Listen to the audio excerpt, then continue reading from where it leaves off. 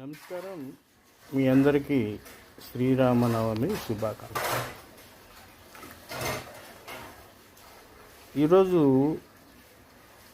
రాముణ్ణి భక్తిభావంతో, గౌరవ భావంతో, మరొక భావంతో అనేక మంది స్మరించుకుంటారు. ఆయన్ని దైవంగా భావించే వాళ్ళు పూజలు చేస్తారు. కానీ రాముణ్ణి భారతీయులందరూ కూడా గౌరవించారు. ఎందుకంటే కుల మతాలకు అతీతమైనటువంటి చారిత్రక పురుషుడు ఆయన. ఇప్పుడు అంత లోతుగా విశ్లేషించి అయితే చెప్పలేను, కానీ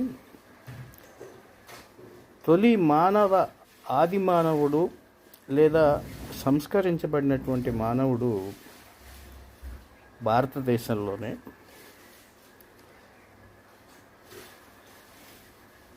కనిపించాడు అనేది వాస్తవం.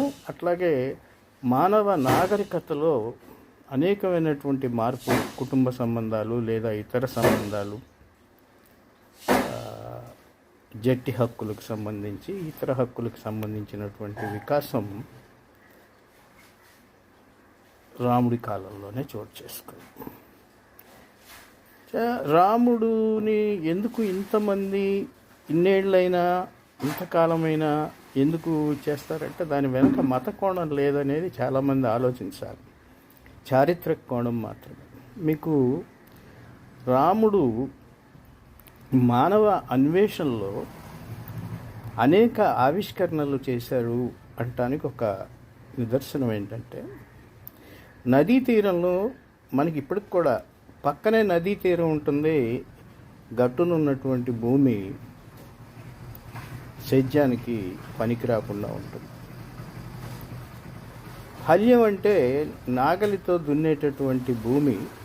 నాగలి తీసుకొని, హల్యం అంటే నాగలి, దాంతో దున్నితేనే సాగుకు వీలవుతుంది. అహల్యం అంటే హల్యానికి వీలుగా లేనటువంటి భూమి. రాముడు గౌతమి నదీ తీర ప్రాంతానికి వెళ్ళినప్పుడు అక్కడ సువిశాలమైనటువంటి భూమి ఉండి సాగుకి అనుకూలంగా లేనప్పుడు అక్కడ ఆ భూమిని సాగు చేయిస్తారు ఆయన. గౌతమి నది నుంచి ఇరిగేషన్ అంటే నీటిని పెట్టిస్తాడు ఆయన. అందువల్ల రాముణ్ణి రాతిని నాతిగా మార్చాడు అని అంటారు. అంటే అహల్యం కానటువంటి భూమిని హల్యం చేశాడు. అందువల్ల రాముడు మన చారిత్రక పురుషుడు, నాగరికతకు చిహ్నమైనటువంటి వారు.